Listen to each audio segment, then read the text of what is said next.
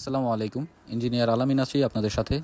আজকে আমি মূলত নরসিংদীর পলাশ উপজেলার ডাঙ্গা তালতলা একটি গ্রামে আসছি। এখানে মূলত আমাদের একটা প্রজেক্টের সাইট ভিজিটে আসছি। আমরা এই প্রজেক্টটার কাজ করেছিলাম বেশ আগেই। ডিজাইনটা দেওয়ার পরে উনি বেশ কিছুদিন সময় নেওয়ার পর এখন কাজ ধরতে আসছে এবং আজকে আসছি ওনার বেজ ডালাই হচ্ছে এবং বেজ ডালাইয়ের বিভিন্ন বিষয়গুলো একটু চেক দেওয়ার জন্য আসছি। তো আমি যদি আগে আপনাদেরকে প্রজেক্ট একটু দেখাই, তো এটা হচ্ছে আমাদের প্রজেক্টের ফ্রন্ট ভিউ। দেখতেই পাচ্ছেন খুবই আকর্ষণীয় একটি ভিউ আমরা দেওয়ার চেষ্টা করেছি। দেন এটা হচ্ছে ফ্রন্টের উপর থেকে টপ থেকে আরেকটা ভিউ। হ্যাঁ, এটাও কিন্তু খুবই সুন্দর এবং রুচিশীল একটা ব্যবস্থাপনা আমরা করার চেষ্টা করেছি।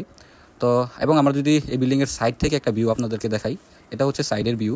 হ্যাঁ, তো এই বাড়ির মালিক হচ্ছেন মোহাম্মদ রাকিব ভাই, যিনি হচ্ছে একজন প্রবাসী এবং ওনার চাহিদা অনুযায়ী আমরা কিন্তু আসলে ওনার ফ্লোর প্ল্যানটা করি।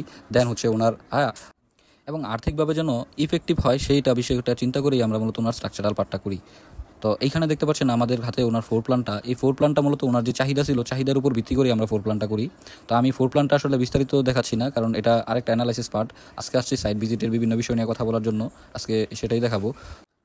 তো এই মুহূর্তে যদি আমি আপনাদের কাছে আজকের প্রজেক্টটা একটু শেয়ার করি, তো আমার পাশেই প্রজেক্টের সবাই কাজ করতেছে, লেবাররা। আমি এভাবে ভিডিও করতেছি যেন তাদের কোনো সমস্যা না হয়। দেখেন প্রজেক্টটার দুইটা অংশে বিভক্ত। হ্যাঁ, এখানে জমিটার যে প্রজেক্টের যে প্রজেক্ট এরিয়াটা, এটা হচ্ছে একটা অংশ একটু উঁচু, আরেকটা অংশ হচ্ছে একটু নিচু। এখন এখানে কাজ করতে সবথেকে বেশি যে সমস্যাটার সম্মুখীন আমাদের হতে হয়েছে, সেটা হচ্ছে যেখানে নিচু জমিটা আছে ওইখানে হালকা একটু গর্ত করার পর থেকেই তারা মূলত পানি পাচ্ছিল। তো এত পরিমাণ পানি, মানে পাশে হচ্ছে ডোবা আছে, ওইখান থেকে পানি এসে এই ফুটিংয়ের যে বেসগুলো হবে বা যেখানে বেসগুলো হবে প্রত্যেকটা বেসের মধ্যে প্রচুর পরিমাণ পানি জমতেছে। তো আমি আসার পরে দেখতেছি যে তারা কিন্তু এই পানির মধ্যেই ঢালাই দেওয়ার জন্য একটা প্রিপারেশন তারা অলরেডি নিয়েও ফেলছে এবং এরকম পানির মধ্যে ওরা ঢালাই দিয়েও ফেলতেছিল। কিন্তু আমি আসার পরে কিন্তু আসলে এই অবস্থা দেখে মানে তাদের বাধা দেই এবং তাদের কিন্তু ডালাই দিতে বিরত রাখি এবং বলি যে এটা পানিটা শুকানোর পরে। কিন্তু এই দিকে যদি আপনারা দেখেন, প্রজেক্টের এই অংশটা কিন্তু একটু উঁচু আছে এবং এখানে শুকনাও আছে। তো এখানে কিন্তু কাজ করতে তেমন সমস্যা হবে না ওদের, আশা করি।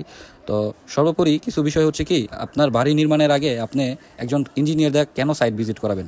দেখেন আজকে যদি আমি এখানে না আসতাম তাহলে কিন্তু আমি নাও দেখতে পারতাম এই বিষয়টা। কিন্তু যে প্রবাসী ব্যক্তি আছে উনি কিন্তু একজন কন্ট্রাক্টরের উপর বিশ্বাস করে কাজটা দিয়ে দিছে এবং কন্ট্রাক্টর কিন্তু সবসময় তার মানে আর্থিকভাবে সেভাবে কীভাবে ফায়দা লুটবে সেটাই কিন্তু তার টার্গেট থাকে। যে কোনো ধরনের কন্ট্রাক্টর থাকুক, তাদের হচ্ছে কাজটাই এরকম হয়ে থাকে।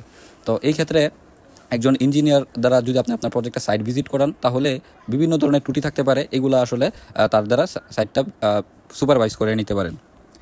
আর যারা বাড়ি নির্মাণ করবেন ভাবতেছেন বা বাড়ি নির্মাণ করতেছেন, তাদের উদ্দেশ্যে একটা কথা বলা যে আপনাদের প্রজেক্টটা যখন কাজ চলাকালীন সময়ে একটু সতর্ক থাকবেন যেন মিস্ত্রিদের একটু ভুলের কারণে আপনার স্বপ্নটা নষ্ট না হয়ে যায়। ধন্যবাদ সবাইকে, ভালো থাকবেন সবাই।